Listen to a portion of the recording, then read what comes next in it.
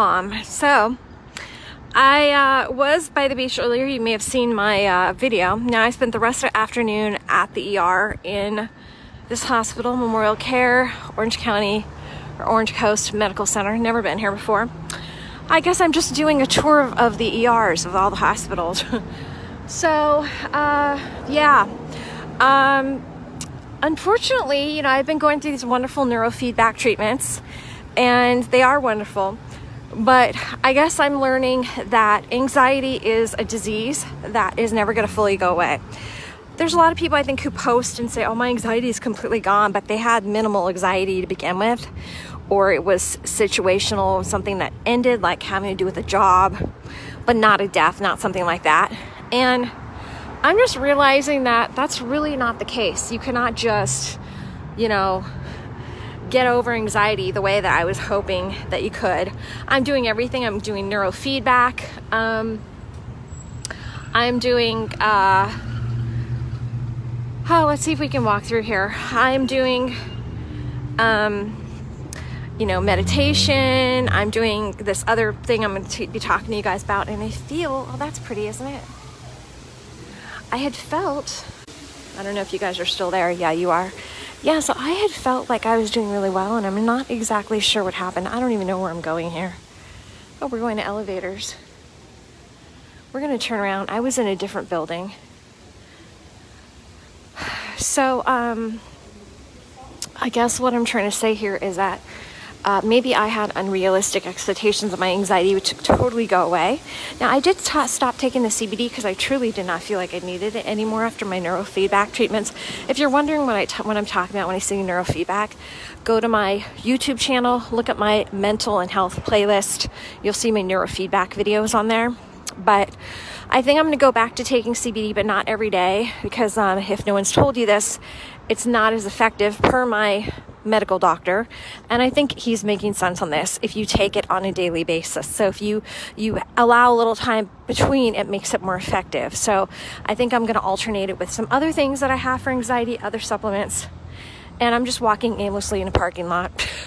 I don't know where I'm going.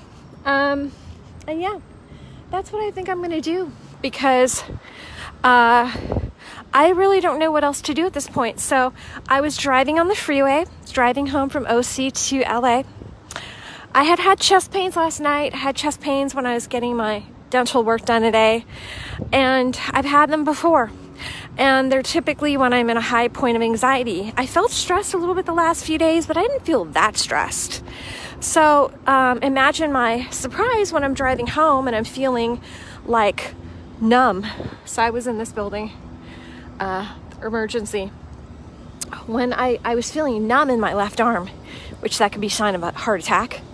So of course I had to stop at a hospital while I'm on the freeway by myself, like usual. I had to get off the freeway, find a random hospital. I had no idea who these people were. They're amazing. I had a great doctor. So as you can see, here is my band.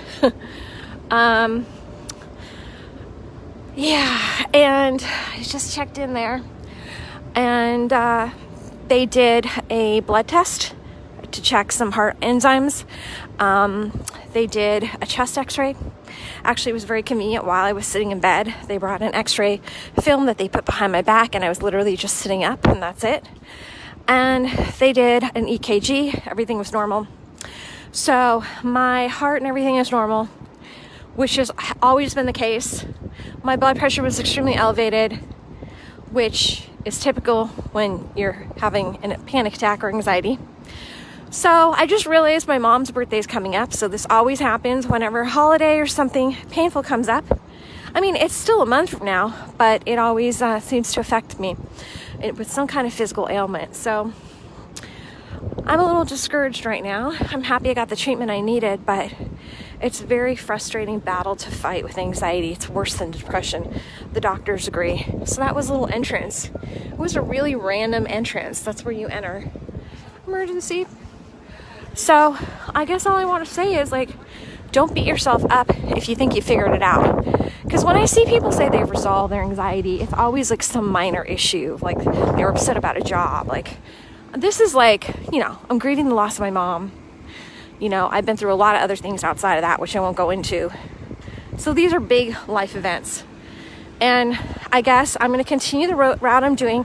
Neurofeedback has been amazing, but something went amiss the last few days. So I did let my neurofeedback practitioner know. And him and I are going to have to talk about this and figure out like what happened. But it could just be that, my body, like your body just creates stress, produces stress. And it just could be that the time, of the week or what I was working on, God only knows. Like, I wish I knew, because I was telling the doctor, I'm like, I feel crazy. I feel like cuckoo for Cocoa Puff, completely loco. I'm like a nutcase. Like, how does this just happen? I'm driving all of a sudden, like, I feel like I'm going to die. Like, and he's like, no. And I'm like, I know, I'm just joking, but like, it does make you feel like, what is wrong with me that I can't control this? But he was saying anxiety is like any other disease. It's just like, it's like he's like diabetes or like a heart disease. He's like, it's a disease. It's like, don't feel bad if you can't control it, because that's just what it is, So at least there's a beautiful view, right? But they had to give me an IV of Ativan, drug me up, which I'm totally cool with drugs when it's acute. When it's an acute situation, not chronically, I'm not going to take stuff for a million years. So they gave me an IV of Ativan, half what they would have given me, simply because I was like, dude, there's no one picking me up. I'm driving to LA. So they were like, I have to like sit for a while. And I'm probably going to sit a little while more before driving. But went to eat somewhere, sat around, wasted a day. But he was saying, the doctor, that he was so nice. He has a 27 to 28-year-old son, about that age, he was saying.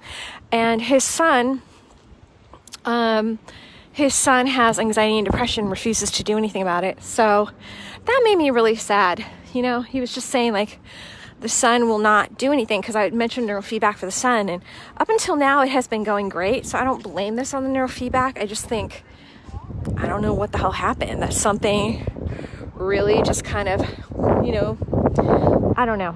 It's something in my head. I really don't know. It's really hard to tell. So I guess this is my clue that I have to do way more. I have to do way more meditation. I stopped doing some of my other stuff that I'm going to share with you guys. And I don't know. It just feels sometimes like you feel kind of like you failed, like a failure, because you can't control your damn anxiety. But it's a disease. He had also told me that he had seen 3 people today already. And I came in around 1. He had already seen 3 people today, the ER doctor, for anxiety. All the same exact things as me, chest pains, and that they get the same exact tests, and then they, end up being just having anxiety. So, it looks like I parked in employee parking. Oh well. Yeah. So those are the buildings over there. So just know that if this does happen to you, it's not just you either. There's tons of people checking in at hospitals. Everyone there who was working there saying the incident of it's become an epidemic. There's like so many people that are constantly at the hospital for, anxiety. And I feel like it's because of all the junk happening in our world, the shootings and this constant need to get back to people quickly. And there's no respite, and there's so much going on that we're constantly ruminating, which causes too much thought in your head, which then creates worry and exhaustion. So anyway, now that you're looking at a beautiful parking lot, that's the hospital that was in. They're very nice at Orange Coast Memorial. I didn't even know that hospital existed. I was right near a hospital called Hoag, which is a really well-known, great hospital, which I would have gone there if it happened. But yeah, really weird when I was driving home. So now I have to try and kill some time because there's going to be tons of traffic on the freeway.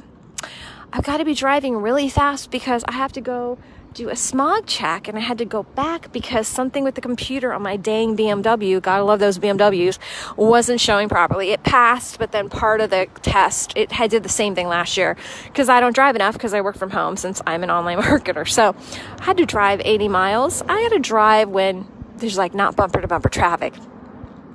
So much fun. Okay, well, anyway, so if you have anxiety, I'm just trying to tell you, don't be too hard on yourself like I am. Don't think that you can completely control it. Don't fool yourself into thinking that. it's basically, it is a disease. It's a mental disorder. So he was saying I probably just have too low of dopamine or serotonin and imbalance in the chemicals in my head.